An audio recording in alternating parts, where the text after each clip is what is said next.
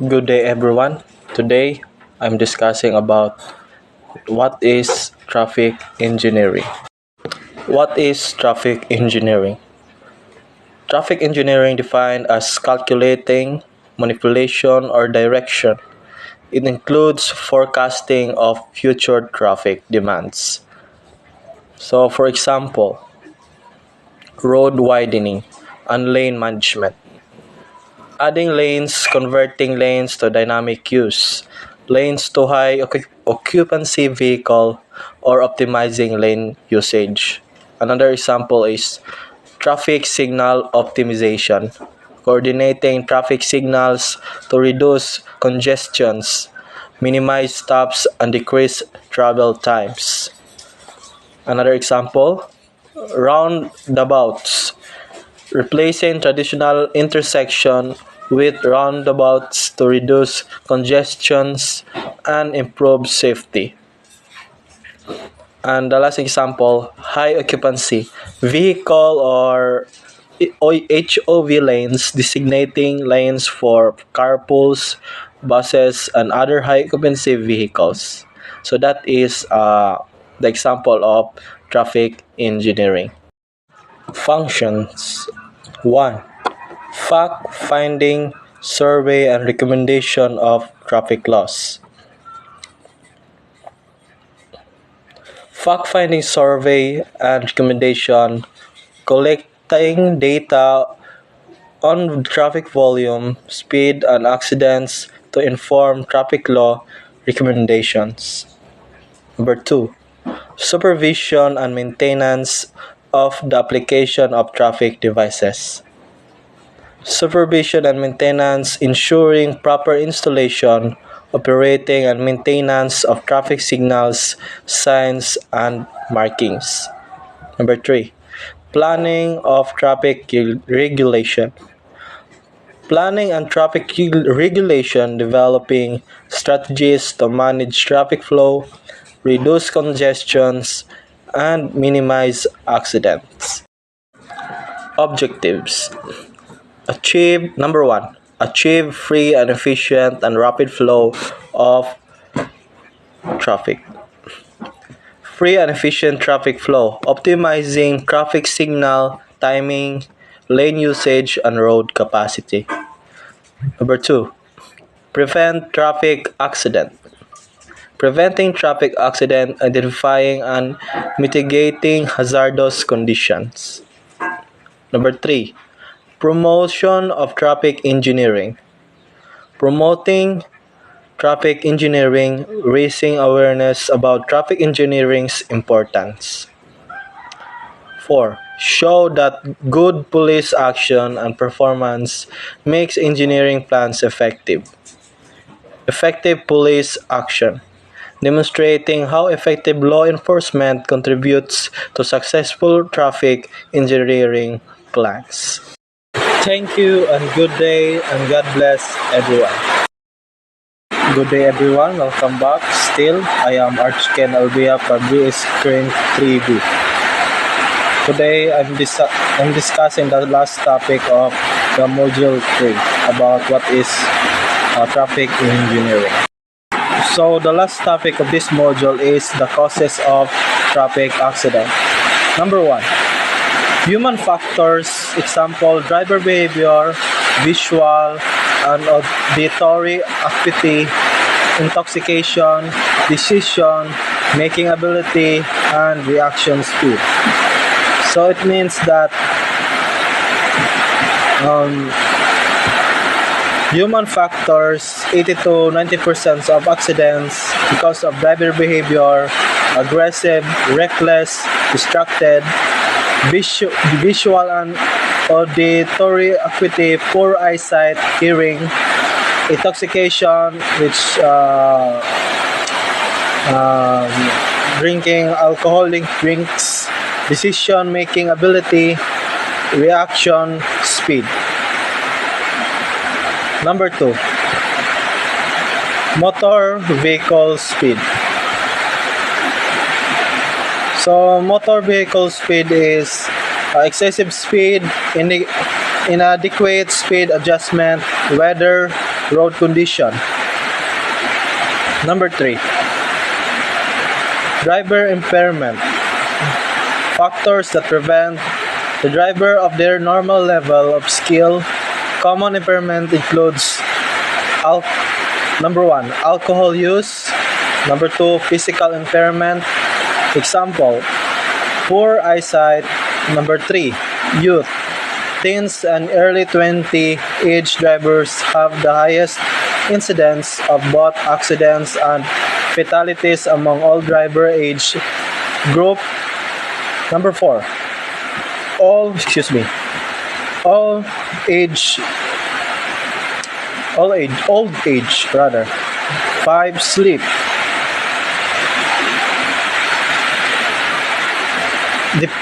Deprivation, fatigue. Number 6, drug use, including prescription drug.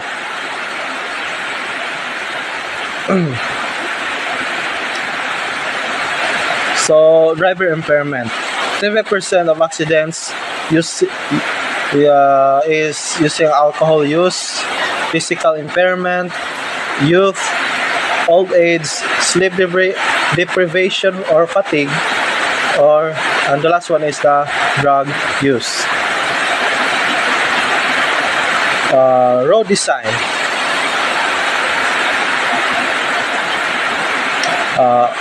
Road design. Number 1 is poor road maintenance, inadequate signage, insufficient lighting, hazardous road conditions. Number 5, vehicle design and maintenance. Seatbelts. Wearing seatbelts reduces the risk of death by 2/3. So, wearing seatbelts is very important, especially when we are driving in our cars, because accident is not predictable. It is better to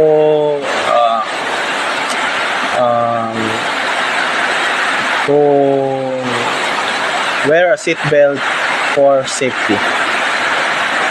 Maintenance. A well-designed and maintained vehicle with good brakes, tires, and well-adjusted suspension will be more controllable in an emergency and better equipped to avoid collision.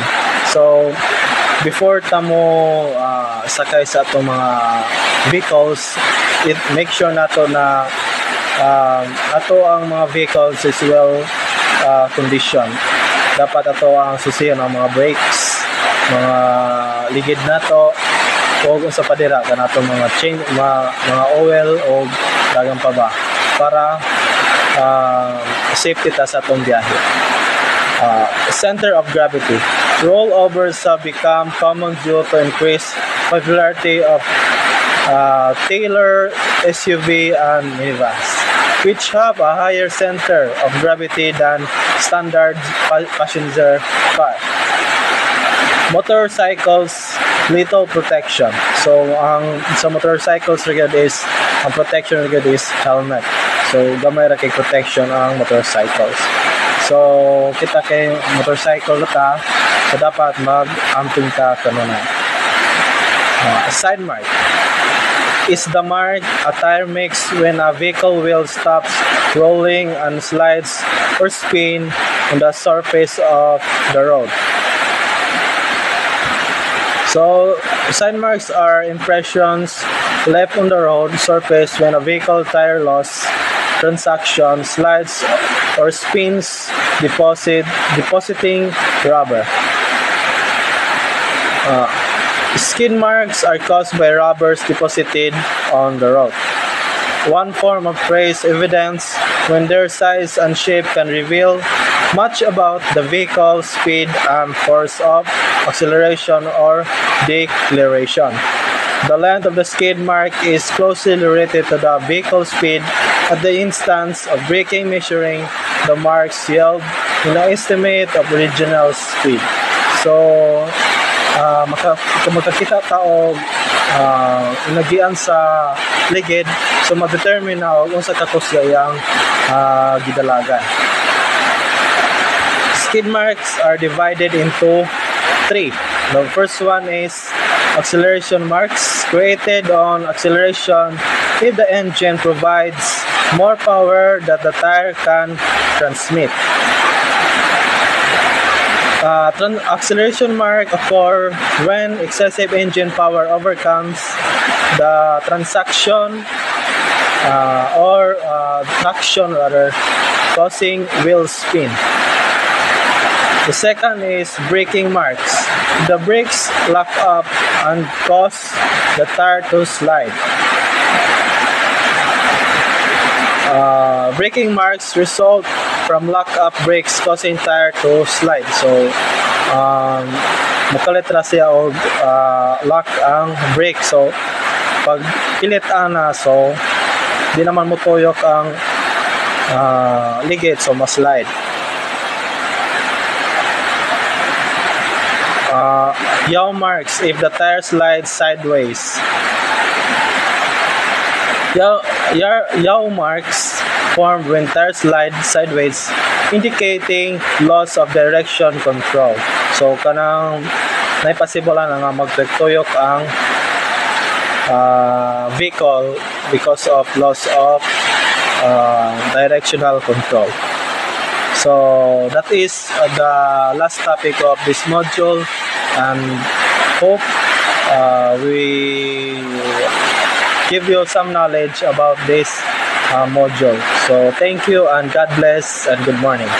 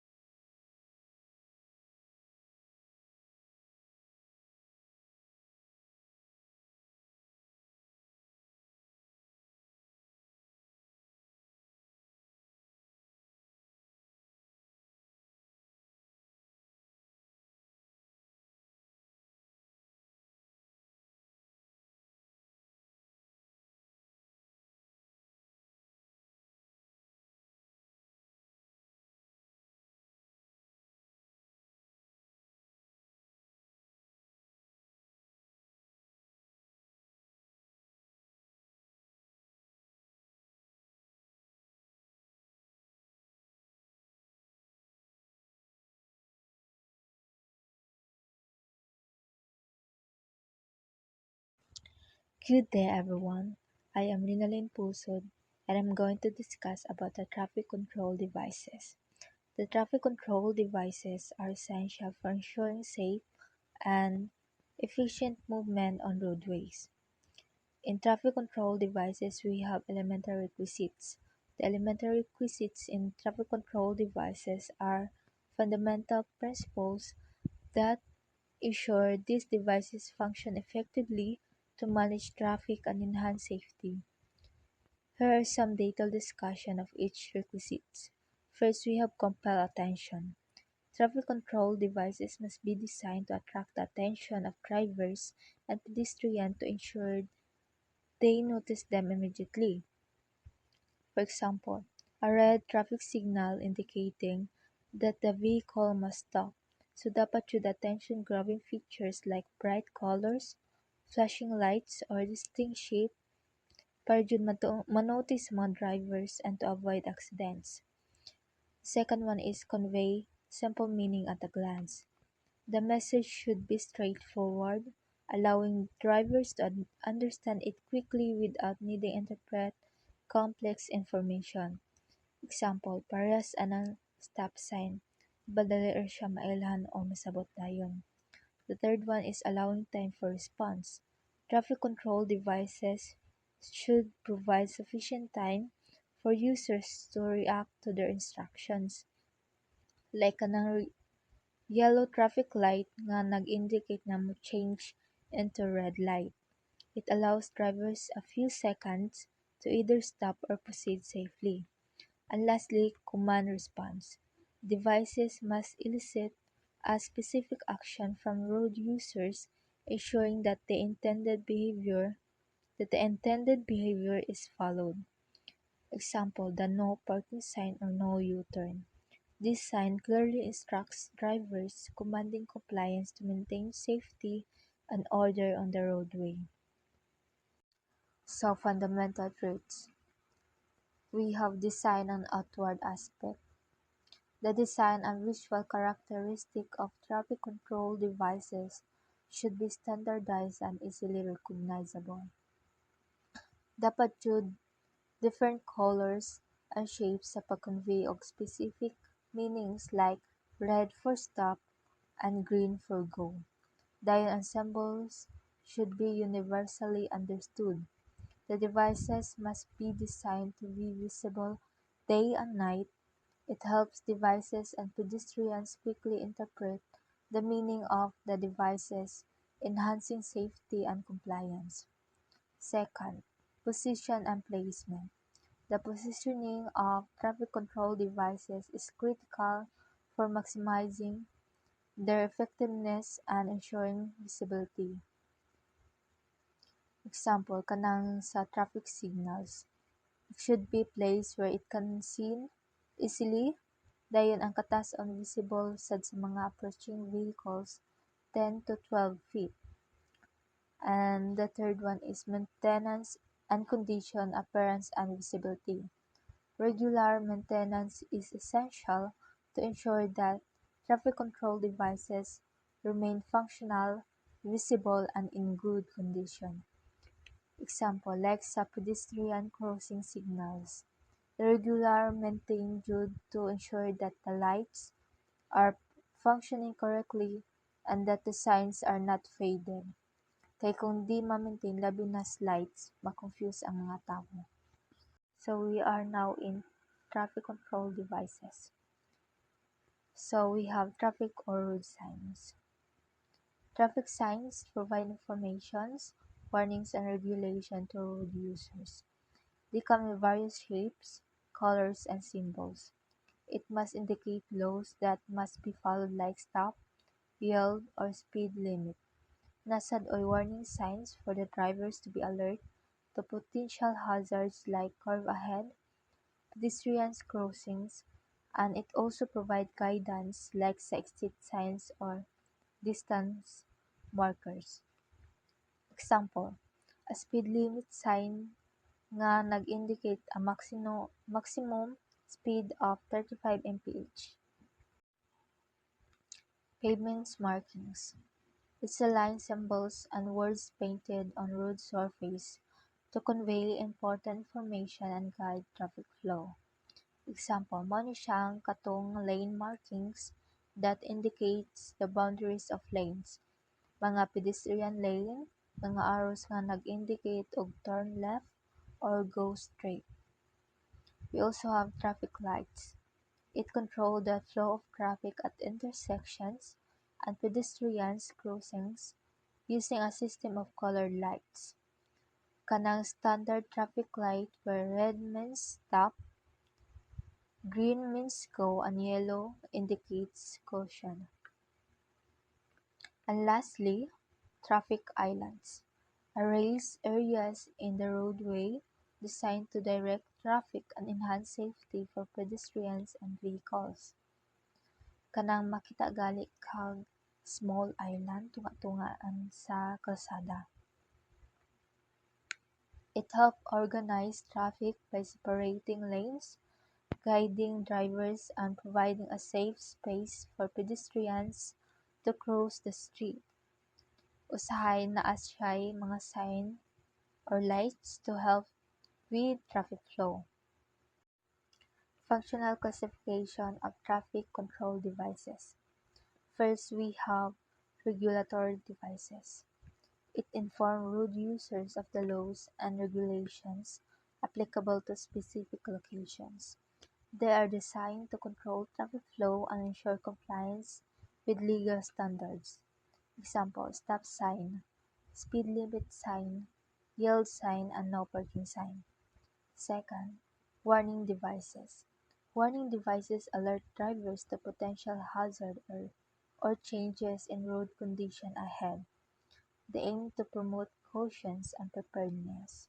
Example, curve sign, pedestrian crossing sign, school zone sign, and hazard sign. And lastly, we have guiding devices. It provides information that helps drivers navigate and orient themselves within the roadway system.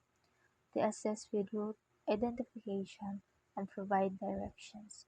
Example, exit sign, street name signs, and directional sign. Good day, everyone. I am Trisha Kitmarie Bisabanal. I am tasked to report this topic, the aim of signal control. So first, we have reduced traffic conflict and delay. So traffic signal control aims to manage the flow of vehicles and pedestrians, reducing the chances of conflicts. So example, when vehicles or pedestrian interacts in a way that could lead to accident and delays. So when traffic is held for a longer than necessary. So this is achieved by optimizing the timing and sequencing of traffic signals to ensure the smooth movement and minimal congestion. So example, a traffic signal at an intersection with a heavy traffic flow, like a busy city intersection, can be set with longer green lights for the direction with more vehicles and shorter green lights for less busy directions. So this minimizes the congestion and reduces the chances of accidents by allowing vehicle to pass through without waiting unnecessarily. So by optimizing the green light duration based on the traffic flow, the signal control helps prevent the gridlock and ensures smoother transition between vehicles moving in the different directions. So the second one is reduce accidents. So the traffic signal control can reduce accidents by clearly directing the vehicle and pedestrian movements, so thereby minimizing the risk of crashes or at intersections. Signals help to separate conflict traffic flows, like vehicles turning left while others go straight, so reducing the likelihood of side impact, collision, or pedestrian accident. So we have example, pedestrian signals at a busy crosswalk can allow pedestrian to cross safely when there are no conflicting vehicle movement. So in addition, left turns arrow at intersection can reduce the likelihood of collision between vehicles traveling in the opposite directions.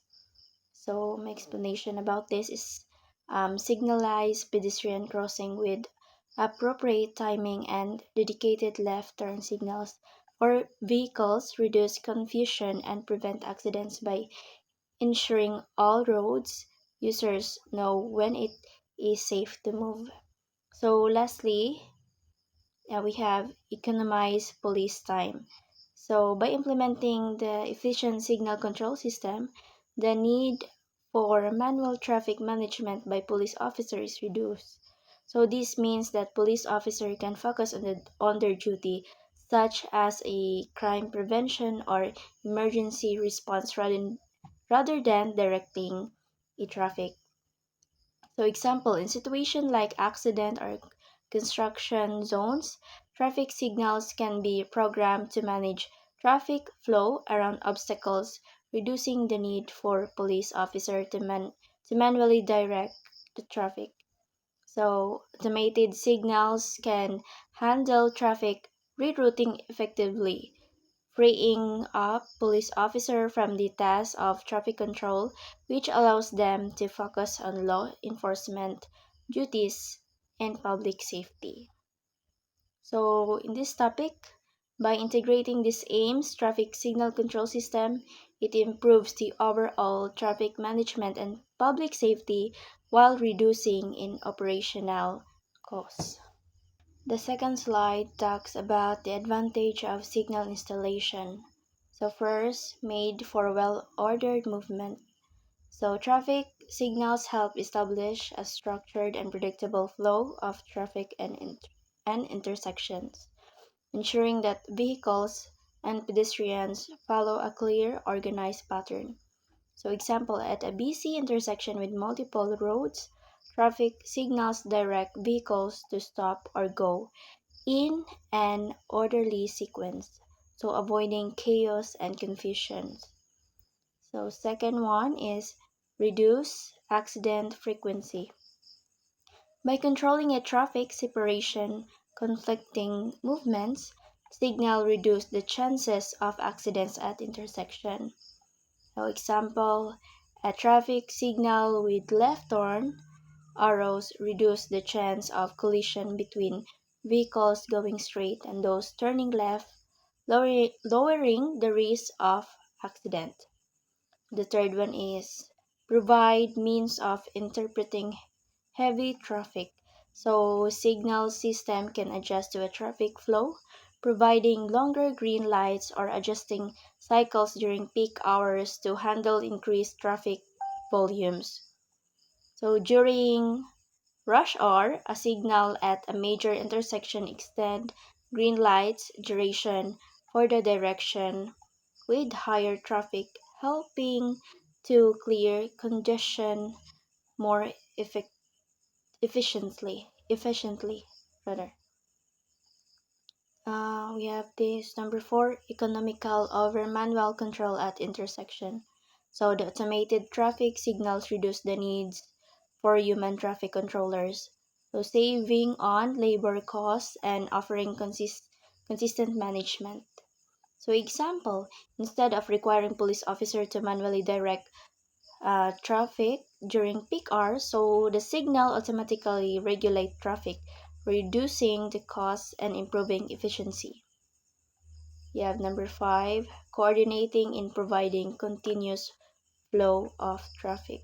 So signal is synchronization allows for smoother, uninterrupted traffic movement across multiple intersections, reducing stops and delay.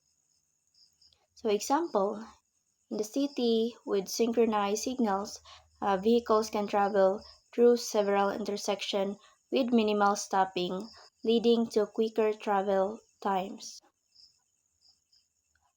Number six, we have the increased traffic capacity. So signal controlled intersections can handle more traffic compared to uncontrolled intersection by efficiently managing the movement of vehicles and pedestrians. So example for this is a signalized intersection can handle a higher volume of vehicle per hour compared to a stop sign controlled intersection by allowing multiple directions to move in an organized manner. So this is all my assigned task, and thank you. Kia Pipa Fulba, and I will discuss about classes of traffic signs and principle of signs. Traffic signs are essential for road safety and traffic management. They are typically categorized into three main classes: regulatory signs, warning signs, and informational signs. Here's detailed explanation of each class. First, danger warning signs. Warning signs alert drivers to potential hazards or changes in road conditions. They are usually shaped like diamonds and use yellow or orange colors to attract attention. Warning signs are crucial for preventing accidents by ensuring that drivers are aware of upcoming dangers. Examples include curb ahead sign. Warn drivers of an upcoming curve in the road. Next is intersection ahead signs. Alert drivers to the presence of an intersection or crossroad. Pedestrian crossing signs indicate areas where pedestrians are likely to cross the road. The next is slippery when wet signs. Warn of slippery road conditions when wet. Then traffic signal ahead signs inform drivers of an upcoming traffic signal. Next is regulatory sign. Regulatory signs are designed to inform drivers of specific laws and regulations that must be followed. These signs instruct road users on what they must or must not do, and non-compliance can result in legal consequences. Common examples of regulatory signs include stop signs, yield signs, speed limit signs, no parking signs, one-way signs. First is the stop signs, which require vehicles to come to a complete stop. Next is yield signs, which indicate that drivers should yield the right of way to other vehicle or pedestrian. Speed limit sign inform drivers of the maximum or minimum speed allowed on a particular road. Next is the no parking sign, indicate areas where parking is not allowed. And the last one is one-way sign, which is show that traffic must move only in one direction.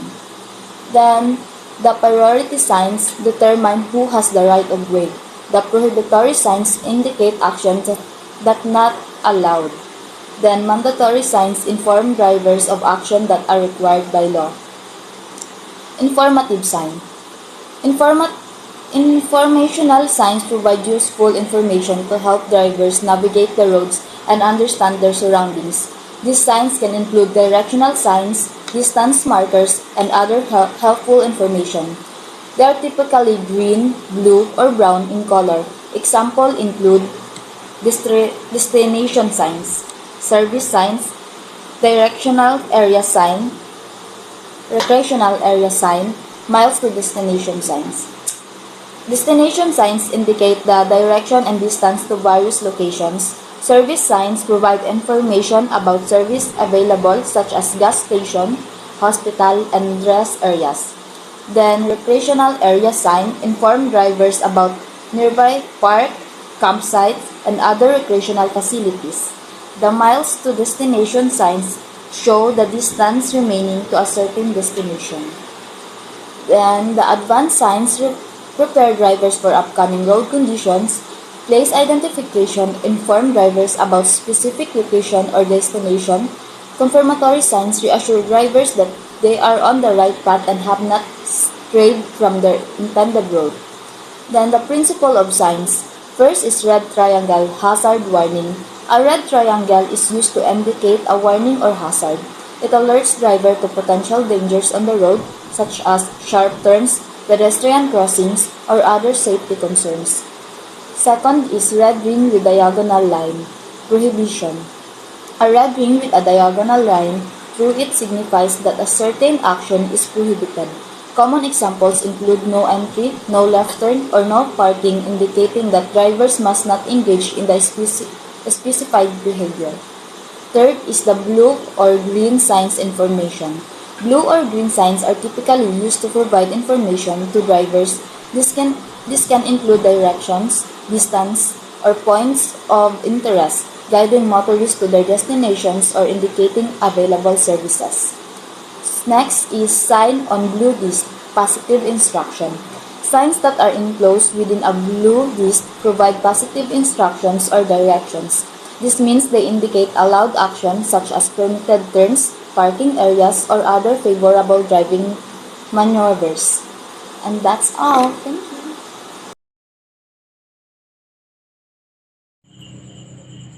Hello everyone. So my first topic is about international signs. So first is round and red regulatory movement. So round and red regulatory movement refers to the no entry sign, which is a universally recognized traffic control symbol. So this sign is typically depicted as a red circle with a white horizontal bar through the center. So the red circle is a standard warning color, universally associated with prohibition or restriction. So, the horizontal white bar signifies a barrier or something that must be avoided, understood globally, regardless of language or local custom. Second is the round black yellow sign warning sign. The round black and yellow warning sign is widely recognized as an international warning symbol. So it's designed to alert people of potential hazard or dangerous condition ahead, encouraging caution. So the round shape indicating a generalized warning. In some cases, it can be a triangle depending on the region or specific warning standard. So, the color black symbol on a yellow background or a black border with yellow filing symbolizing caution. The purpose is to warn of various dangers such as radiation, high voltage, biohazard, or other risk depending on the symbol. Third is equilateral triangle red sign directing to yield the right of way. So it directs drivers to yield the right of way to oncoming traffic, meaning they must slow down or stop to let other vehicle or pedestrian proceed first. So the yield sign is designed as an inverted equilateral triangle with the point facing down to distinguish it clearly from other signs, especially on low visible or quick glance situation. Fourth is octagon red and white stop. So the octagon shape and red-white colors are universally recognized as unwarning signal to drivers, pedestrians, and cyclists. So this sign is used globally to indicate intersection stop, pedestrian crossing, railways crossing, border point control. The fifth is red triangle and black sign approaching danger zone. So meaning be cautious, potential hazard ahead. So this sign alert drivers, pedestrians and cyclists to red hazard. Example, curves intersection. Second, construction zone. Third, accident prone areas and other potential dangers. Traffic lights. So in traffic lights, there are three colors. First is red light. This signals vehicles means to stop. So second is yellow amber light. So this signals that the light is about to change to red, advising drivers to prepare to stop if safe to do so. So third color is green light. So this signals that vehicle can go, it's safe.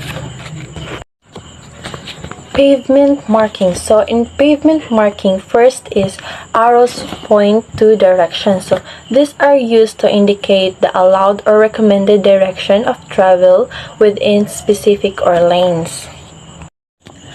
Second, straight lines means no overtaking. So straight or solid lines on a road are typically used to indicate and no overtaking or no passing zones. So these markings are used to keep traffic safe, particularly in areas where visibility might be limited or where passing could be dangerous.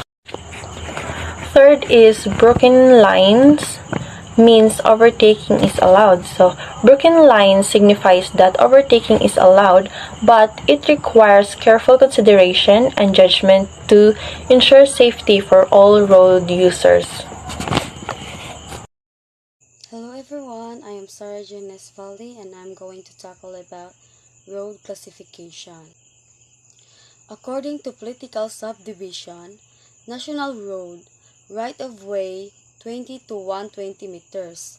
This is a big road that the government builds. It can be very wide from 20 to 120 meters to allow many cars and trucks to travel long distance across the country. 2. Provincial Road, length between two municipalities 15 to 60 meters. This road connect different towns or cities within a province. It is not as wide as the national road, usually between 15 to 60 meters, and help people travel between nearby communities. 3. City Road, interlink in the city 15 meters. So this is a road inside a city that connects different parts of the city. It is about 15 meters wide, making it easier for cars and people to move around within the city. Municipal Road, within town proper 10 meters. So this is a smaller road found in a town, usually about 10 meters wide. It connects different areas within the town, making it easier for people to get around. 5. Barangay Road, from market to town 2 meters. This is a very small road that leads from the market to the town. It is only about 2 meters wide, so it is used mainly by local people walking or on small vehicles. According to topographical terrain. 1. Flat road. This is a straight and even road with no hills or bumps. It's easy to drive on because it's smooth and level. You can see in my picture above. So 2. Zigzag.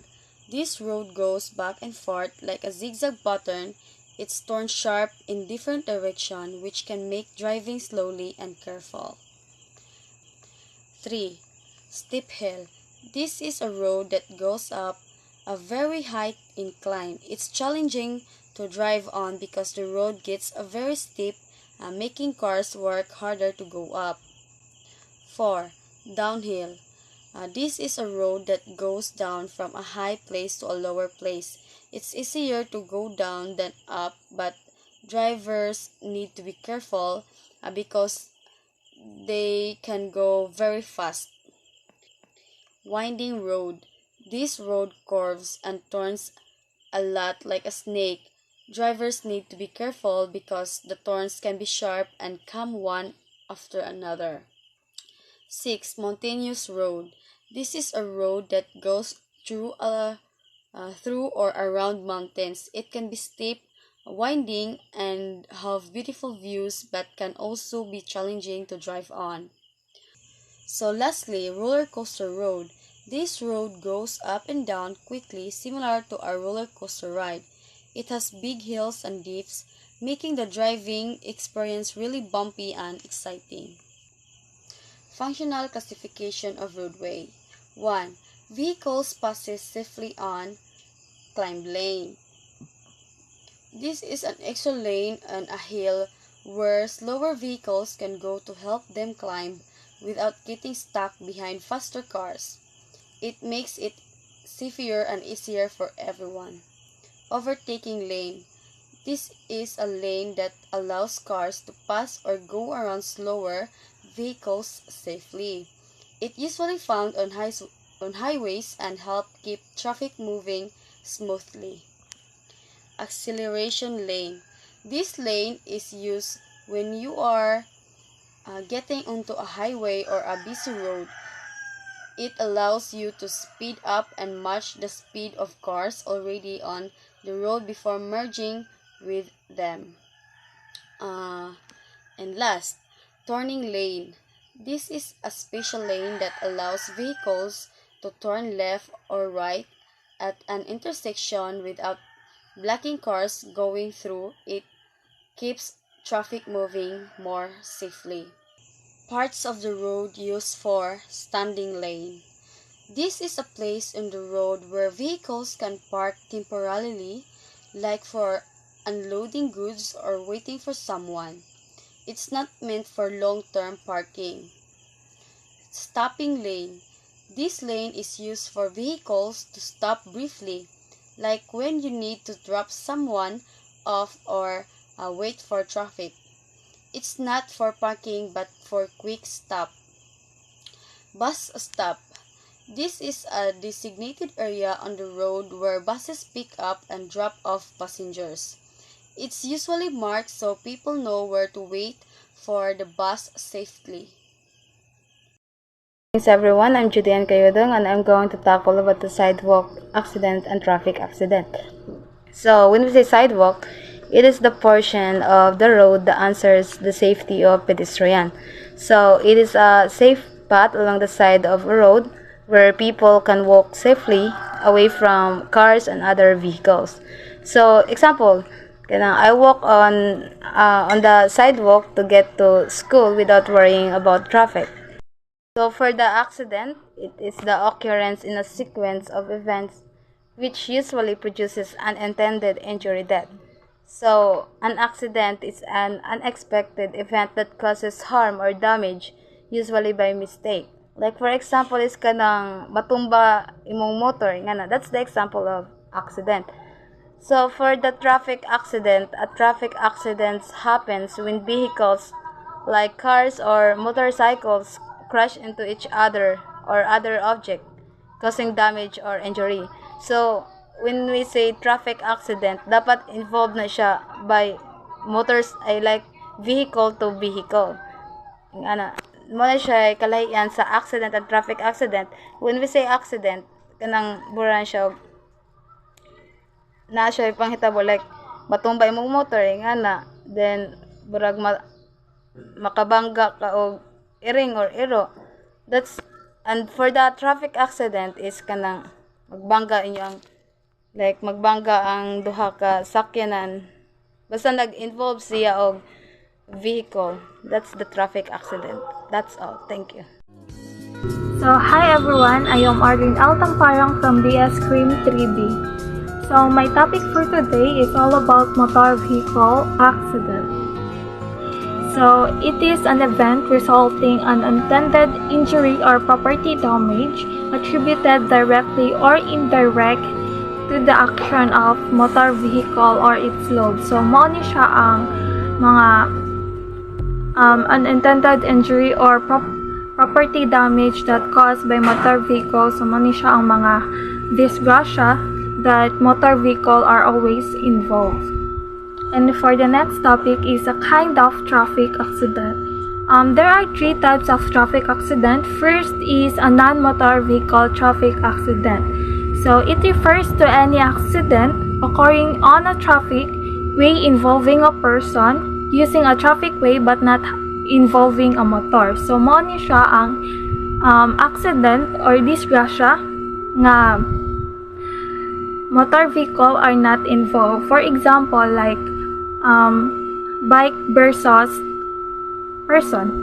So in that way, nakakos in that accident, a bicycle collisions to the collision of bicycle to a person can cause traffic way but not involve a motor vehicle. So it called a non-motor vehicle traffic accident because this accident can cause traffic but not involve a motor. And next is motor vehicle non-traffic accident. So mo nito siya ang this part is motor vehicle are involved. So but in this case motor vehicle are involved but cannot cause any traffic. So, for example, the scene was or the accident was happened in a private road. So, na-involve ang motor but cannot cause any traffic because na siya sa private road. So, like inga na siya nga na involve ang motor but not in a public road that can cause any traffic. So, next is motor vehicle traffic accident. In motor vehicle traffic accident, diri na tong part nga involve ang motor and it can cause traffic accident. For example, a collision of motor by motor in a public road. So, involved there ang motor vehicle and it can also cause traffic because it happened to a public road. So, a traffic way was affected because of this accident. So, hope you understand my report. Good day, sir. My name is Christian Wu. My topic is all about chain of event and vehicular accident. First is perception of hazard. It is saying, feeling, or hearing and understanding the usual or unexpected movement or condition that could be taken as a sign of an accident about to happen. This is when a driver sees, hears, or feels something that could lead to an accident like other cars swerving.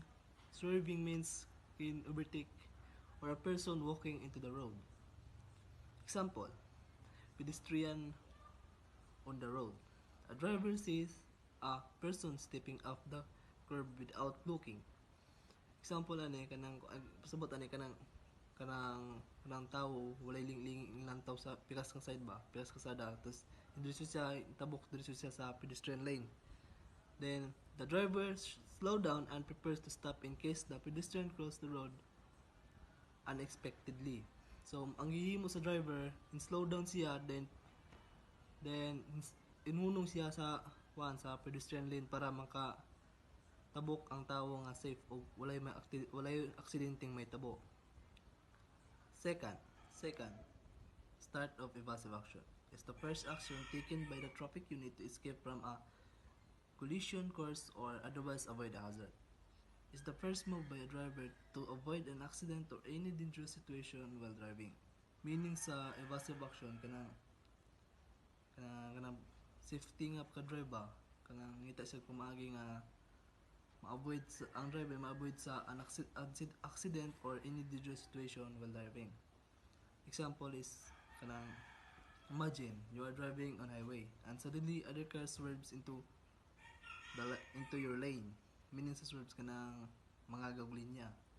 To avoid the crash, you quickly steer your car to the side away from the other vehicle. The moment you begin to turn the wheel to avoid the collision, that's the start of evasive action. Third, initial contact. This is the first accident touching of an object, collision, course, or otherwise avoid a hazard. Refers to the first time something comes into contact with another object, often unexpectedly or accidentally. Kaning initial contact, muna ni siya ang first accident sa driver. Pero dili ni siya kanang grabe pagkadasmag. Example, the car bumper hits the other vehicle. Kanang duha ka sakyanan, kanang gauna nga sakyanan na igo ang iyang likod niya sa atubangan sa sulod niya sakyanan, bumper niya, manay bumper. Fourth is maximum engagement. This is the greatest collapse or overlap in a collision. The force between the traffic unit and the object collided with our greatest and at maximum engagement. The moment of the greatest impact or damage during a collision. Kaning maximum engagement mo na ni ang grabe nga pagka disgrasya. Example, kanang the car front and fully crashed against the other vehicle. Para anang sa picture nga akong ipakita. Nana. Disengagement. Disengagement it is the separation of a traffic unit in motion from an object with which was collided. The force between the object ceased At this time, the vehicles or object involved in the collision separate. Example, the car bounces back after hitting a pole. Next, stopping. This is when the traffic units involved come to rest. It usually stabilizes the accident situation. All movement ends, the vehicle come to stop. Stopping means kanang para may balaan kung unsa nitabo sa accident ba. Mao mo stop sila para kung nabay daot ilang mga sakyanan, kung pwede pa ba mo drive ng driver kung makakaya pa ba. That's the reason, that the meaning of stopping. Kanang murag ikuan ba kanang konsultahon ang driver sa isang sakyanan kung okay pa ba siya o kanang iyang sakyanan lang tawon kung makakaya pa ba nga iuli pa ang sakyanan o dira na naman sa ibutang. And the last is manay sa example. An example dai. And the last is injury. It is a receiving bodily harm. This event does not necessarily occur after the accident then, but within any of the chain of event. It may also happen right after the evasive action taken by the drivers involved or during the initial contact. Bodily harm caused by the accident, this can happen at any stage. Manay koan, diri na jud mursulta ang kuan kay mga driver nga mga ruton kay mga padalagan kanang dili ka bulo mo safety ba kanang wala yung mga pakialam sa mundo ba, wala pakialam sa traffic rules na diri ma-injury dot ma-injury. Manay driver example is driver gets hurt during evasive action. One example. So that's all my topic. First of all, my name is Daniel B. Marchand. Good day. My topic is all about steps to be taken during traffic accident investigation. Number 1, what happened? Number 2, who are involved? Number 3, where and when it happened? 4, how it happened? 5, why it happened? In emergency under control. First is preliminary question to driver. Number 1 is who is driving. 2 is a certain sign of nervousness and gather close for identification. 3, ask other witness. 4, examine driver condition and check the license and other record. Second is check registration. Step 3. After getting short-lived evidence. 1. Make a test skid. 2. Ascertain if the violation in tantamount to arrest. 3. Complete examination of vehicle. 4. Locate key event or point of impact. 5. Additional photograph like vehicle damages and view obstruction and present condition and control devices. 6. Measure scale or diagram. 7. Get additional facts on the scene. 8. Report to station by radio. Step 4. After leaving the scene. 1. Get the medical report. 2. Notify the relatives. 3. Develop the photographs. 4. Analyze the specimen. 5. Complete accident report, made copies and file. 6. Complete data on investigators report. 7. Reconstruct the accident.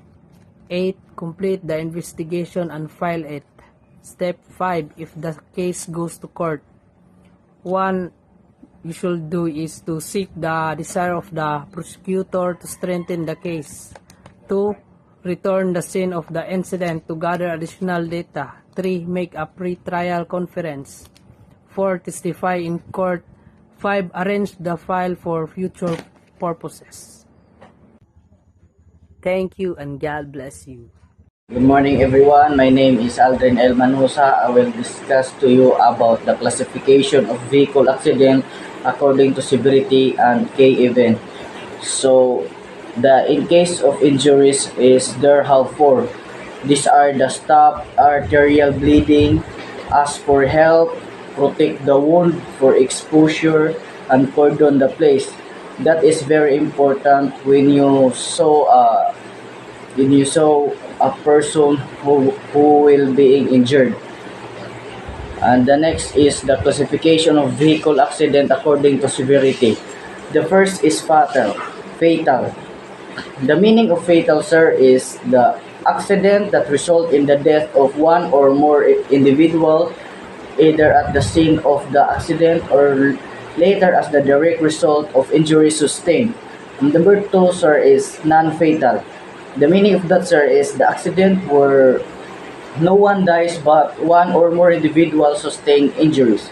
These injuries can range from minor to serve and may require medical treatment or hospitalization. And the next, sir, is the three, which is the property damage. The meaning of that, sir, accident where no one is injured or killed, but damage occurs to vehicles, infrastructure, or other property. Example includes vendors, or collision with stationary objects like poles or fences. The classification of vehicle accident according to K events, sir, is there are seven. Number one is running off road. The meaning of that, sir, is this occurs when a vehicle leaves the roadway unintentionally, often due to driver error, mechanical failure, or adverse condition.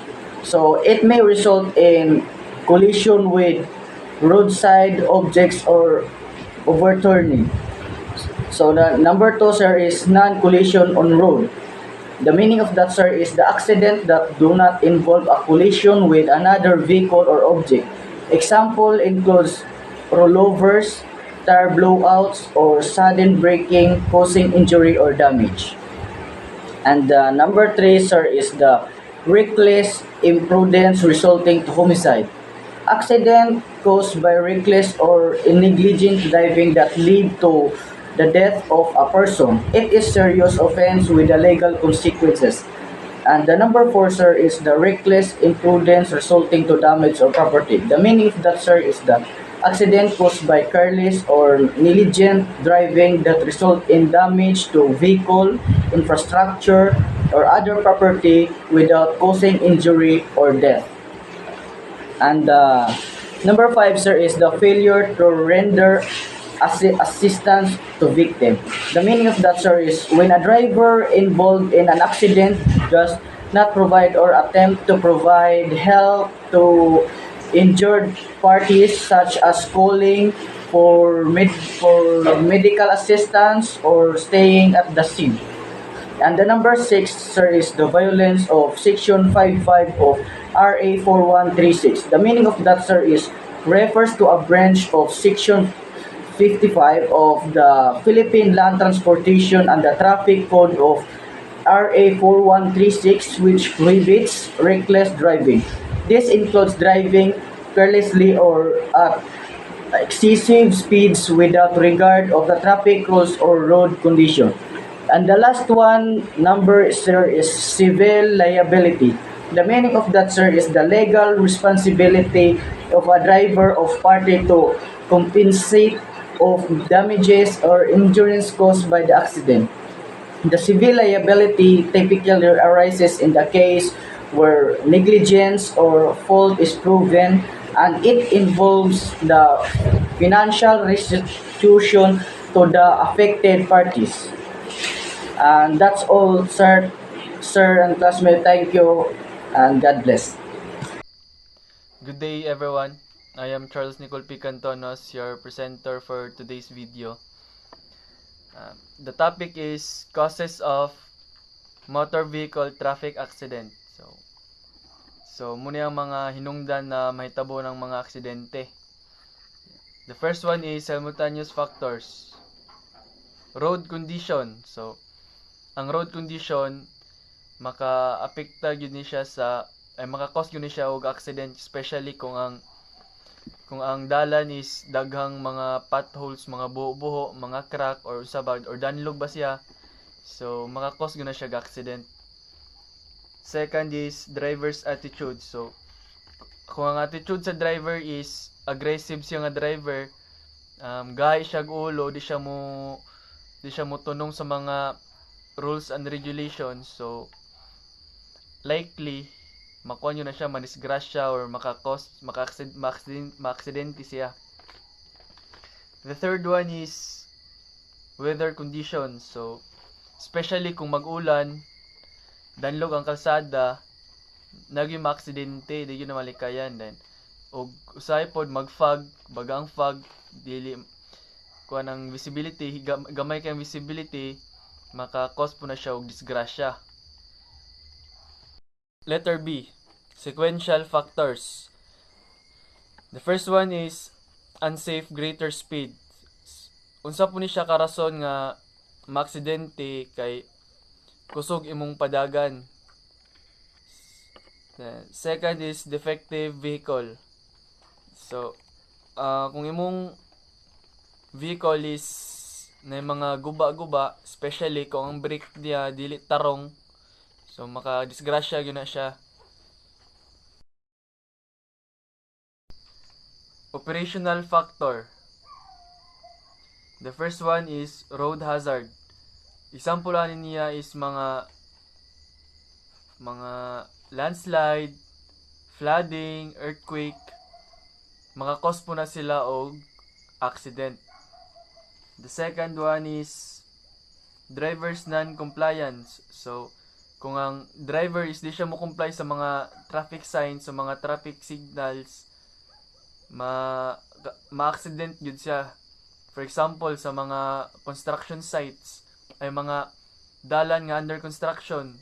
So, kung dili siya mo di siya maminaw sa mga signs nga kuan, pwede siya mo lahos, pasagad siya drive, madisgrasya gid siya. Letter D, perception factor.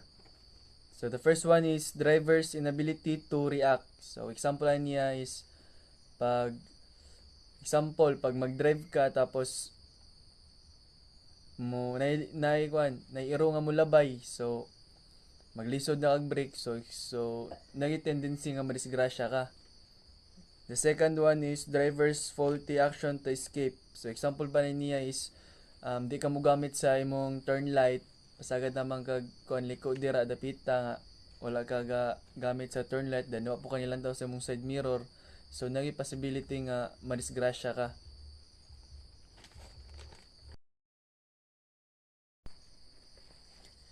Hit and run investigation. This applies to drivers who failed to stop at road accident. Murag kabalo naman tatanan ani no? Murag kuan naman sabotable naman pero kay buotan man ko, maghihatag gyapon og example. So example, kung maligsan ko, tapos ang nakaligis kay wala ingonong, so ang mga law enforcers, so mag-investigate na sila para mabala ng identity sa nakaligis na ako. So muna gitawag na to hit and run investigation.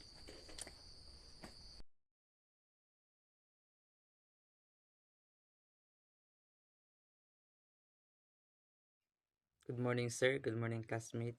I am Ray Umalinaw. This is my assigned topic. Legal cases to be filed under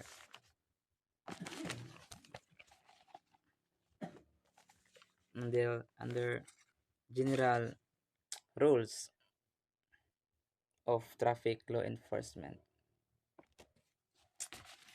Number 1, abandonment of victims. When we see abandonment of one's victim, leaving the scene of an accident without helping the injured person. Example, maka damag kag usa ka tawo, and then instead nga tabangan nimo, wa nimo siya tabangi, imo siyang gipasagdaan tungod kay mahadlok ka nga ma mapreso. Ito'y gitawag nga hit and run. So, imbes nga imong tabangan, imo siyang gipasagdaan, siya abandonment of one's victim. The number 2, failure to lend assistance. So, mara siya December pod. So, wa nimo siya tabangi, failure. Na-failed ka nga muhatag og assistant niya, example, tawag ka og ambulance or ambulance. Wa nimo siya imo siyang pasagdaan. Wa ka hintawag og wa nimo gi-report sa aksidente nga hitabo sa police, or if naamay police, wa ka cooperate sa ilang investigation. Muna siya oy failure to lend assistance. Then sa number 3, reckless imprudence resulting to homicide. So when we see reckless imprudence resulting to homicide, muna siya ay ang kaso nga example ana makadamag kag usa ka tawo, wa ka kabantay, no? If wa ka drive ka, wa ka gatinarong pag-drive, you're reckless, nya makadamag ka, mag usa ka example babayi o basta usa ka tawo, pwede ka kasuhan og reckless imprudence resulting to homicide kung mapatay nimo ang usa ka tawo.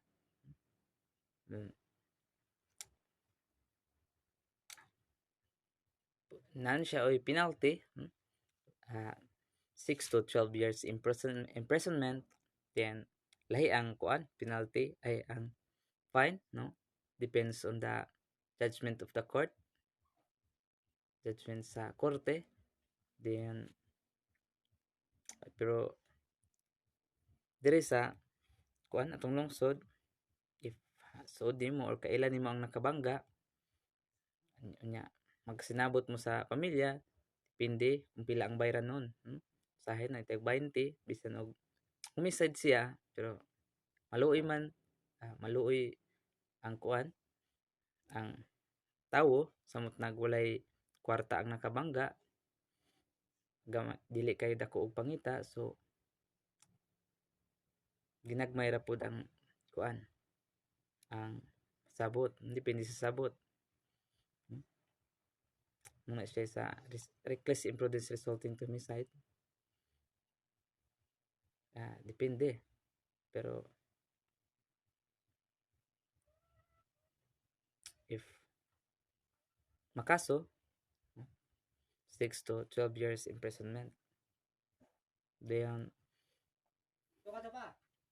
sa number 4, reckless imprudence resulting to damage property. So, example, drive ka o nya makadamag kag property sa uban. Example ana fence. Kung pilay value ana nga butanga, property ana nga imo na siyang bayran. Ano siya, reckless imprudence resulting to damage property. Pwede na i-file against nimo. So, number 5, failure to render assistance to victim. Murag disim ra pud siya sa number 2, failure to lend assistance. Wa nimo siya tabangi, wa nimo siya wa kahing assist, no? Example ana katulad sa 911, no? Tawag og ambulance para maka assist diha sa aksidente nga hitabo. Then number 6, violation of section 55 of Republic Act 4136. So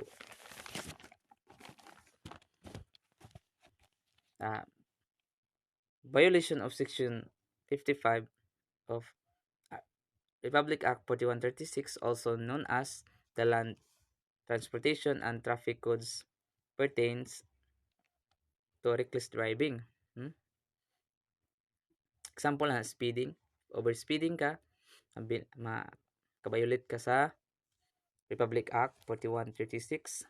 If nakainom ka under influence of alcohol, or unsa pa diha nga kuan, mahibiling po na siya sa nakabayulit po ka sa 4136.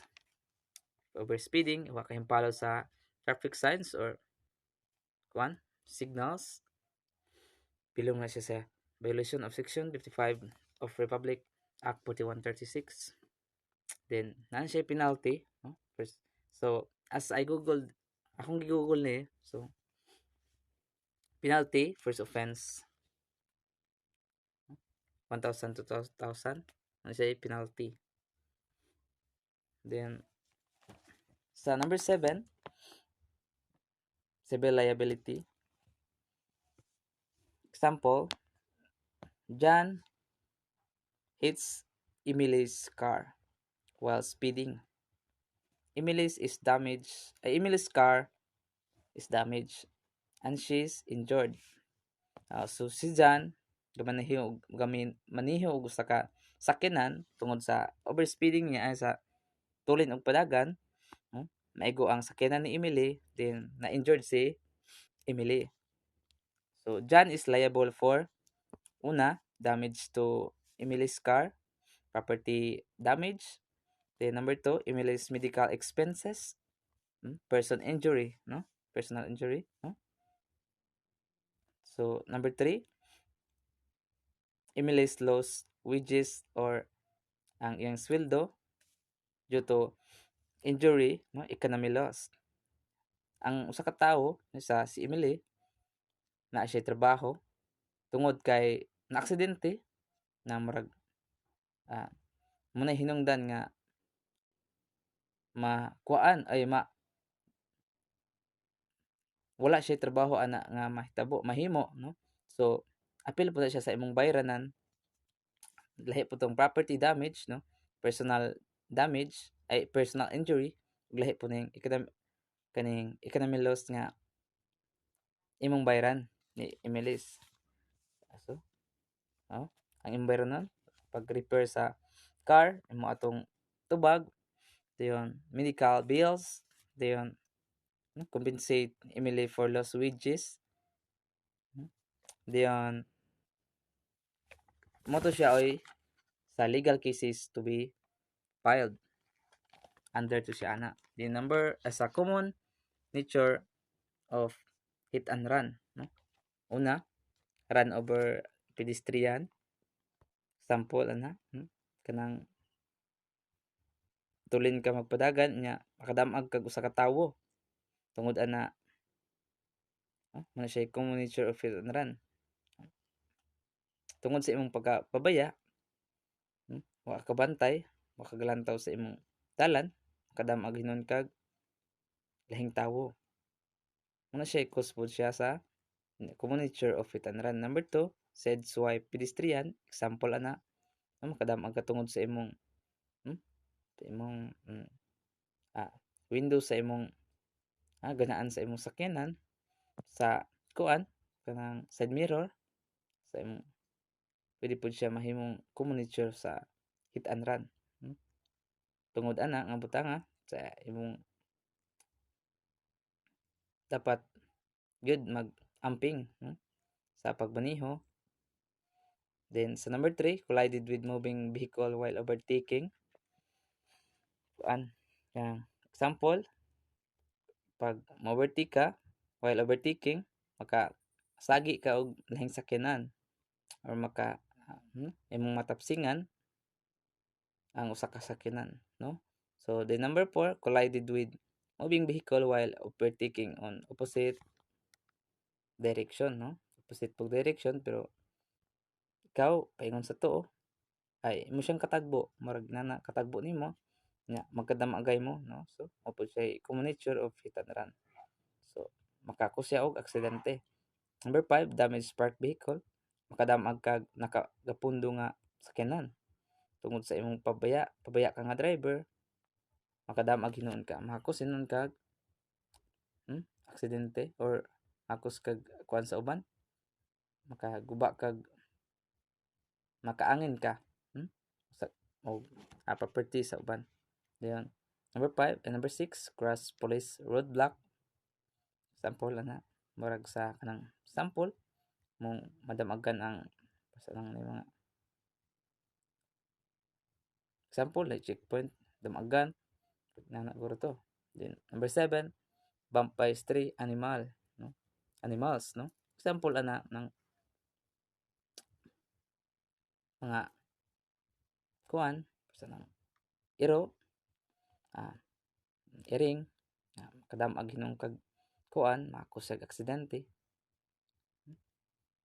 Dayon investigating for unknown facts, no? Ang imbestigahan, dapat imbestigahan, as if you are a law enforcement or an investigator, so mo ni siya kinahanglan nimong investigate, no? Una, victim's identity, kinahanglan gyud una gyud siya kay kinahanglan mabalaan kung kinsa ang biktima ana nga hitabo aksidente. Then number 2, kinds of vehicle, unsang klase nga sakyanan ang nakadamag o nakakos og aksidente ana nakakos of aksidente, no? Imo siyang investigate if you are an investigator. Then number 3, the make of vehicle. Then number 4, the driver, no? Kinahanglan mabalaan kung kinsa driver, kung kinsa ang nagmuniho na nga sakyanan na siya mo siyang investigahan. Then number 5, the eyewitnesses. So daghan eyewitnesses good murag kuan kinahanglan imong investigahan, no? Ang mga witness imong pangutan-on if na ba sila sa kasi nakakita sila ana nga aksidente na sila nakay gain nga gamay nga idea or knowledge about anang or makuha kag kuan kanang tawag ana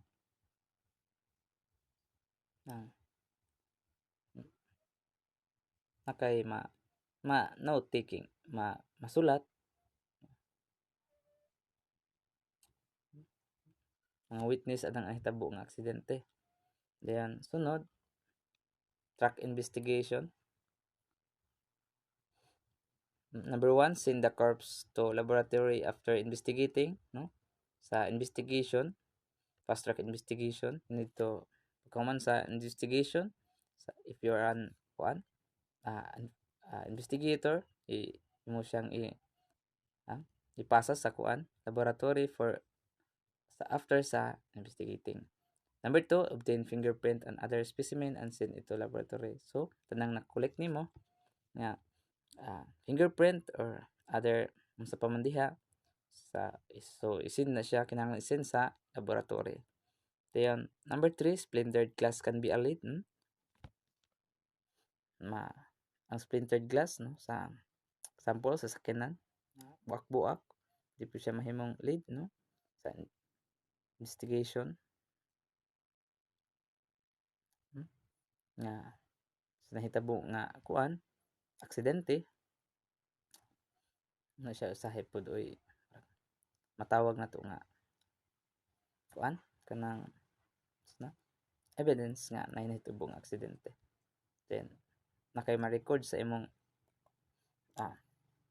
pag note taking nimo. Then number 4, broken headlamp sa sakyanan buak-buak.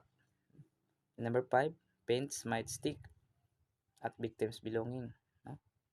Then number 6, don't forget to bring paper and pencil for initial note taking. So man siya importante. So if you are an investigator, you need to don't forget to bring your paper and pencil for initial note taking. Dapat di tadangag. Then thank you. That's mura to akong assigned. That's all my assigned topic about sa under sa kuan general role of traffic law enforcement. Thank you.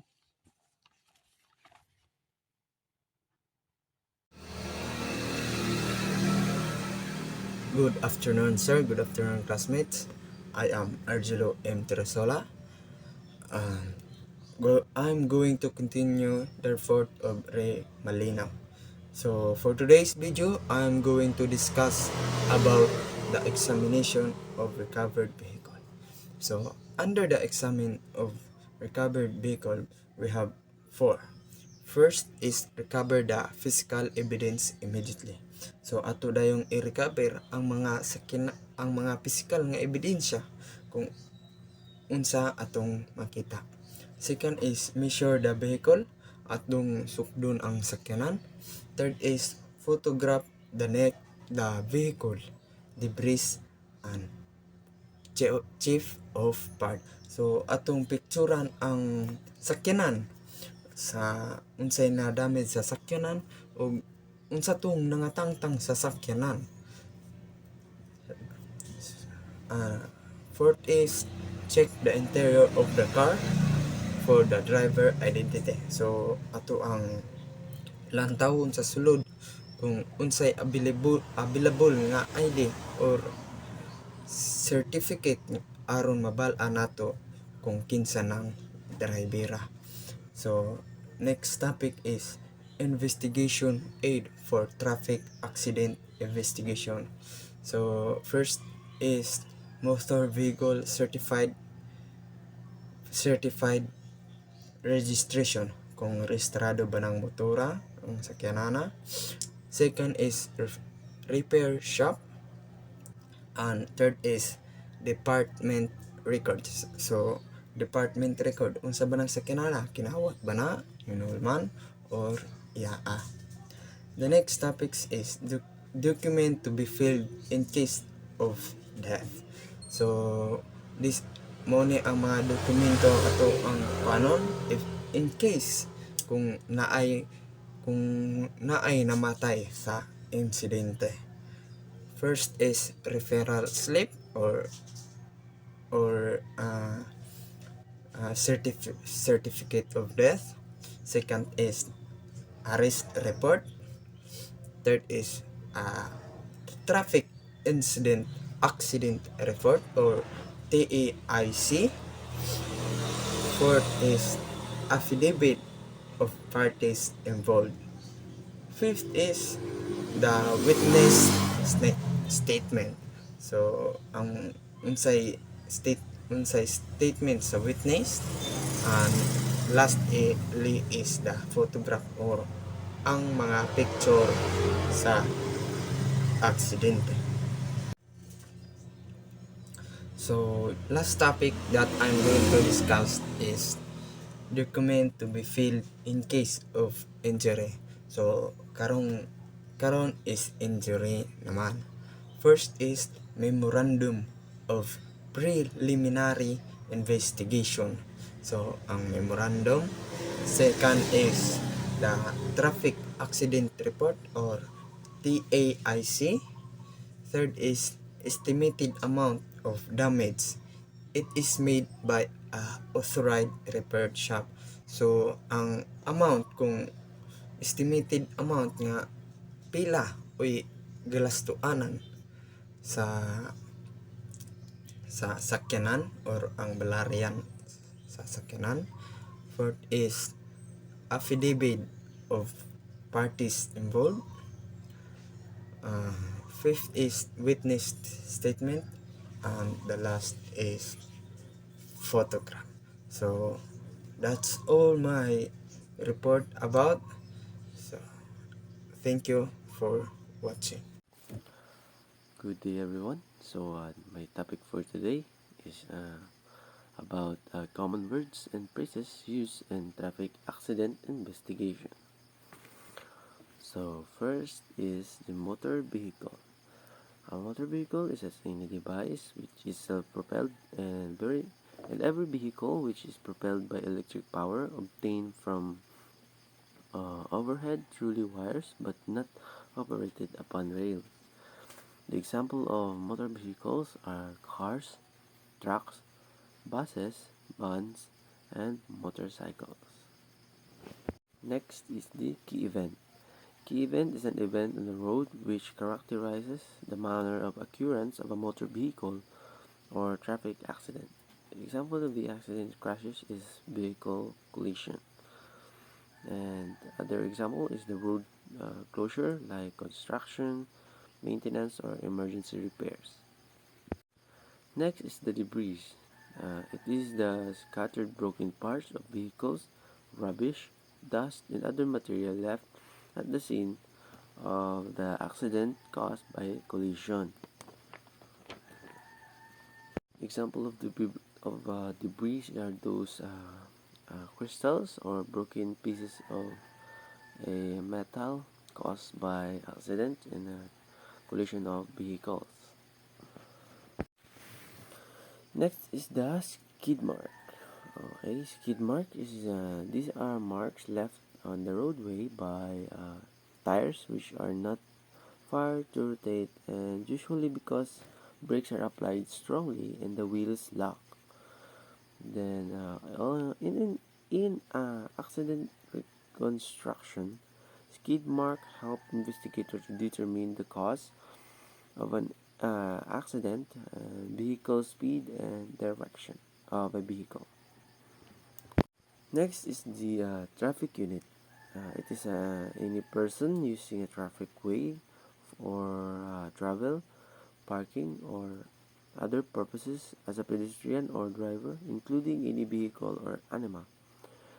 An example is in law enforcement, there is a highway patrol, traffic police, road traffic unit, motorway police, and state troopers. Next is the hazard. It is generated when a critical space-motion relationship between a traffic unit and another object developed due to the movement of either or both. Example, a curve in a path is a hazard and another traffic unit in the path is a hazard.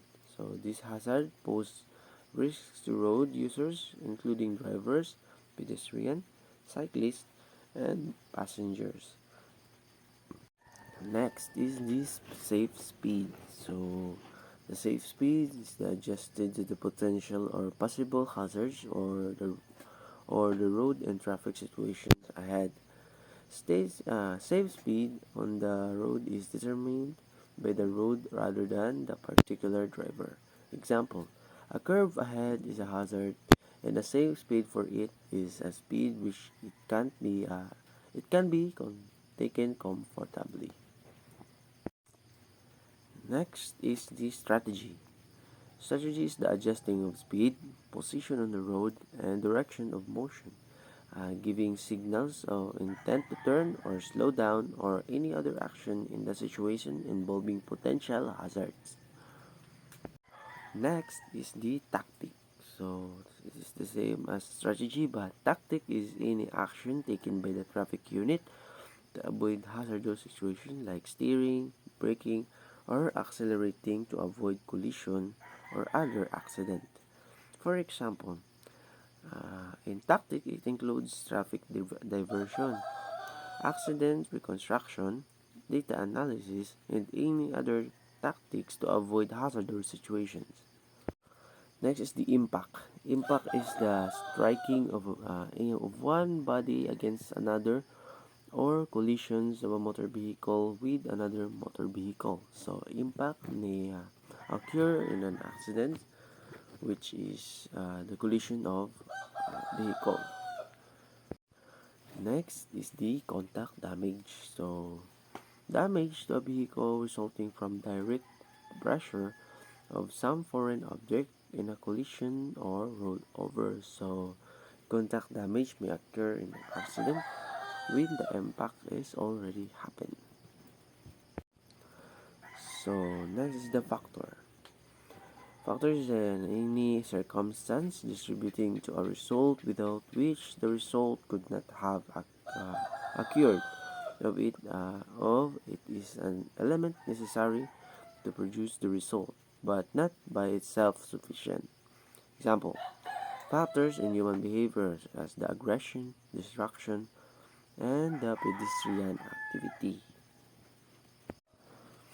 Next is the primary cause. A misnomer loosely applied to the most obvious or easily explained factor in the cause of an accident or the most easily modified condition factor. So it is the easy to identify the cause or the obvious or, easy to explain factor. Next is the attribute. It is any inherent characteristics of a road, a vehicle, or a person that affects the probability of a traffic accident. For example, the traffic flow, safety, efficiency, driver behavior, infrastructure, and environmental factor. So last is the modifier. A modifier is a circumstance that alters the attribute permanently or temporarily. Example: infrastructure modifiers, which is the road design, traffic signals, lane markings, and road capacity. That is for my topic. I hope you learned something, and God bless.